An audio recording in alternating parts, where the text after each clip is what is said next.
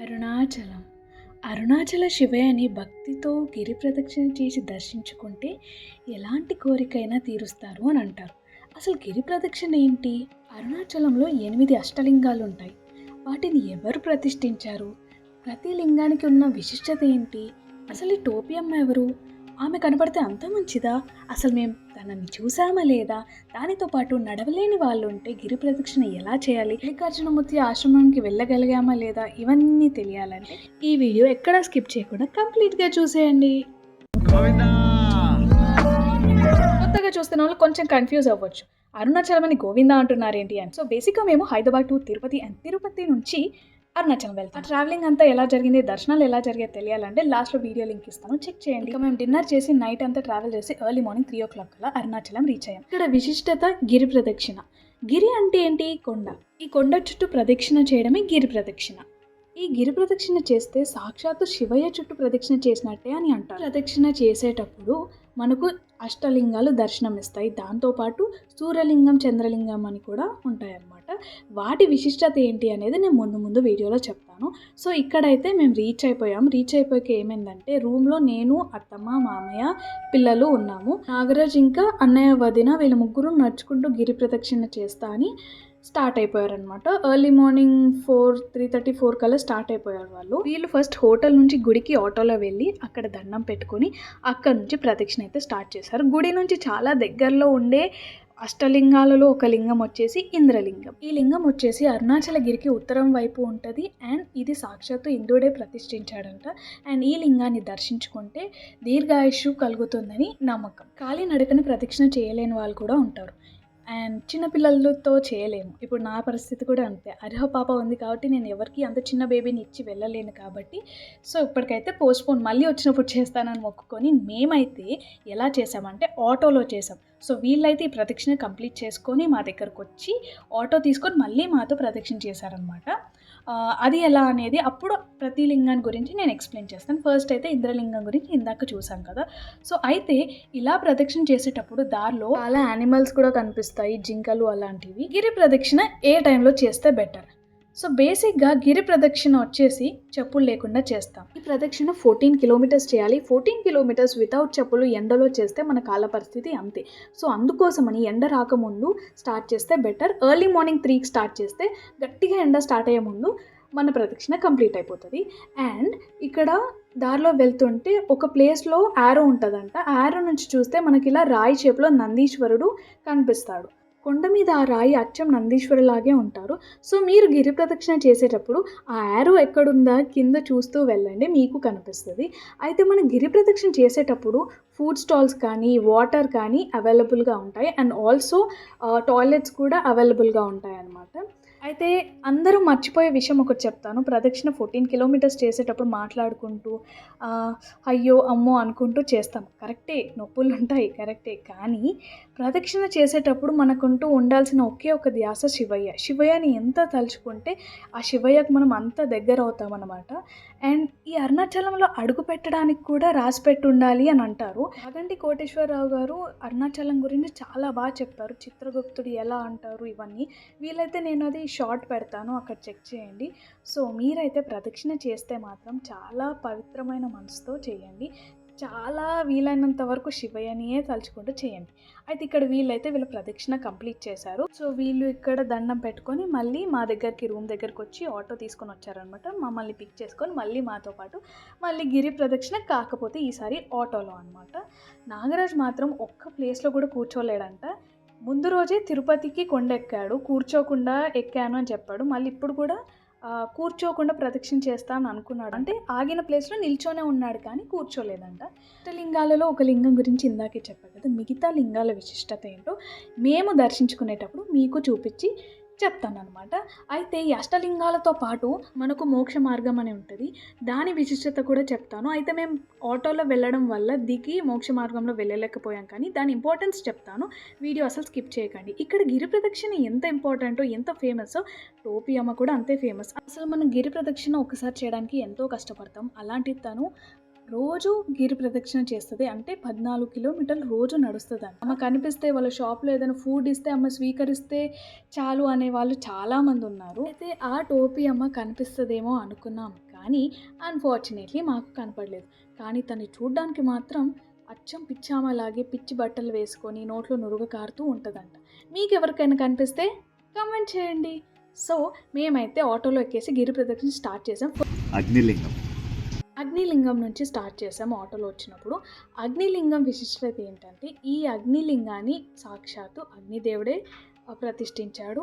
And ఇది గిరికొండకి ఆగ్నేయ దిశలో ఉంటుంది. దాంతోపాటు ఇక్కడ ఈ లింగాన్ని దర్శించుకుంటే జీవితంలో ఎలాంటి సవాళ్ళు ఎదురైనా ఈజీగా దాటేయొచ్చని నమ్మకం. By the way video start అయ్యి ఇంతవరకు నేను వెల్కమ్ బ్యాక్ చెప్పలేదు. ఈసారి నా అల్లుడు వెల్కమ్ చేశాడు మిమ్మల్ని. So coming back to topic. ఈ గిరి ప్రదక్షిణ చేస్తుంటే ఎండగా ఉంది కదా, ఎక్కువ కనపడని అనుకున్నాను జనాలు, కానీ ఎంతమంది ఉన్నారు. అండ్ ఆల్సో చాలామంది ఫారినర్స్ కూడా ఉన్నారనమాట. ఇక్కడ నేను చేసిన చిన్న మిస్టేక్ చెప్తాను. నేను చీర కట్టుకొని వెళ్ళాను గుడికి. చీర కట్టుకోవడం వెళ్ళడం కరెక్టే, కాకపోతే ఆటోలో నడిచి చేసిన గిరి ప్రదక్షిణ చాలా ఇబ్బంది అనిపిస్తుంది. ఆటోలో అయితే దగ్గర గుడులు ఉంటాయి, దిగుతూ ఉండాలి, ఎక్కుతూ ఉండాలి. సో కంఫర్టబుల్ డ్రెస్ వేసుకొని వెళ్ళండి. అండ్ ఇప్పుడు వచ్చే లింగం ఏంటంటే యమలింగం అన్నమాట. యమలింగాన్ని సాక్షాత్తు ఆ యముడే ప్రతిష్ఠించాడు.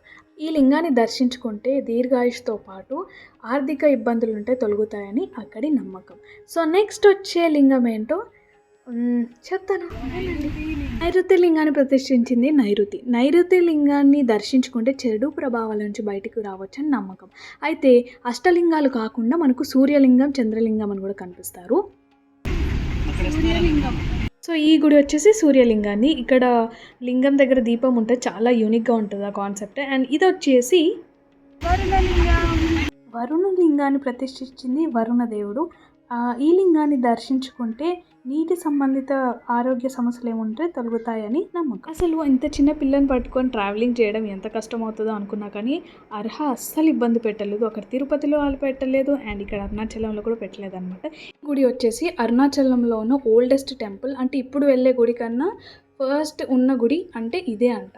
ఆ తర్వాత అష్టలింగాలలో ఒక లింగమైన ఇంకో గుడికి వెళ్ళాం. అదేంటంటే వాయులింగాన్ని ప్రతిష్ఠించింది వాయుదేవుడు. ఈ గుడి అరుణాచలగిరికి వాయువ్యం దిక్కున ఉంటుంది. అండ్ ఈ లింగాన్ని దర్శించుకోవడం వల్ల ఊపిరితిత్తుల సమస్యలు కానీ లేదా గుండెకు సంబంధించిన జబ్బులు ఉంటే నయమవుతాయని నమ్మకం. అండ్ నెక్స్ట్ వచ్చేది అష్టలింగం కాదు, చంద్రలింగం. అండ్ ఆ తర్వాత వెళ్ళిన గుడి ఏంటంటే కుబేరలింగం. ఈ లింగాన్ని ప్రతిష్ఠించింది కుబేరుడు. ఇది ఉత్తర దిక్కున ఉంటుంది. అండ్ లింగాన్ని దర్శించుకోవడం వల్ల సంపద పెరుగుతుందని నమ్మకం. ఫస్ట్ 2 గుడిలకి చీర కట్టుకోవడం వల్ల అండ్ అర్హను ఎత్తుకోవడం వల్ల చాలా ఇబ్బంది అనిపించింది ఆటో దిగడానికి. బట్ ఆ తర్వాత స్పీడ్ అయిపోయారనమాట. అర్హ ఇంకా నిద్రపోయింది ఈ టైం కల్లా. అండ్ ఆ తర్వాత మేము వచ్చిన గుడి ఇంద్రలింగం నుంచి స్టార్ట్ చేసి ఈ లింగం లాస్ట్ లింగం అవ్వాలి. కాకపోతే మేము అసలు ఫస్ట్ ఇంద్రలింగం దర్శించుకోలేకపోయాం. అంటే ఆటోలో వచ్చినప్పుడు నాగరాజ్ వాళ్ళు మార్నింగ్ చూసారు కదా, ఫస్ట్ ఆ లింగం నుంచే స్టార్ట్ చేశారనమాట. సో మేము ఈ గుడి తర్వాత లాస్ట్కి మళ్ళీ ఇంద్రలింగాన్ని దర్శించుకుంటాము. సో ఈ లింగం వచ్చేసి ఈశాన్య లింగం. ఇది కొండకి ఈశాన్యం వైపు ఉంటుంది. అండ్ ఈ లింగాన్ని దర్శించుకోవడం వల్ల మానసిక ప్రశాంతత దొరుకుతుందని నమ్మకం. దీని తర్వాత గుడికి వెళ్ళాం. గుడికి వెళ్ళే ముందు ఇంద్రలింగాన్ని దర్శించుకొని ఇంద్రలింగం దగ్గరే గుడి అన్నాం కదా, ఇంకా గుడికి వెళ్ళిపోయాం అనమాట. సో బిఫోర్ దాట్ మీకు మోక్ష మార్గం గురించి చెప్తా అన్నా కదా. మోక్ష మార్గం అనేది ఎంతటి లావున్న వాళ్ళైనా శివయ్యను తలుచుకుంటే మోక్ష మార్గాన్ని దాటొచ్చంట. అయితే మార్గం దాటిన వారికి మరో జన్మ ఉండదు, పునర్జన్మ ఉండదు, అంటే జన్మ విముక్తి కలుగుతుంది అనేది నమ్మకం. సో ఇప్పుడైతే ఇక్కడ ఇంద్రలింగాన్ని మేము చూసేసి దాని తర్వాత గుడికి వెళ్ళాం. గుడికి వెళ్ళాక ఏమైందంటే లైన్లో నిల్చున్న తర్వాత చాలా లైన్ ఉండే. సేపు వెళ్ళాము. వెళ్ళిన తర్వాత అక్కడ ఒక అతను మాలో లైన్లో ఉన్న ఒక అతను చూసి, మీరు ఇంత చిన్న బాబుతో ఎందుకు ఉంటున్నారు, మీకు సపరేట్గా వెళ్ళొచ్చు అంటే అక్కడ స్టాఫ్ని కనుక్కుంటే, సో అర్హ వల్ల మేము సపరేట్గా విఐపి లాగా దర్శించుకున్నాం అనమాట. దీనివల్ల అత్తమ్మ వాళ్ళు అండ్ వదిన వాళ్ళు ఆ లైన్లోనే ఉండే, మేమేమో ఇలా వెహికల్లో లోపలికి తీసుకెళ్లారు. అక్కడ నుంచి మళ్ళీ ఇంకో లైన్ ఉంటుంది. ఇంకా ఆ లైన్లో కూడా నిల్చున్నప్పుడు స్టాఫ్ వచ్చేసి, ఇద్దరు ఎందుకు నిల్చుంటున్నారు అని నన్ను ఒక దగ్గర కూర్చోమన్నారు. నాగరాజ్ని లైన్లో ఉండమన్నారు అనమాట. సో దగ్గరికి వెళ్ళిన తర్వాత ఇంకా అప్పుడు జాయిన్ అయ్యాను నేను లైన్లో.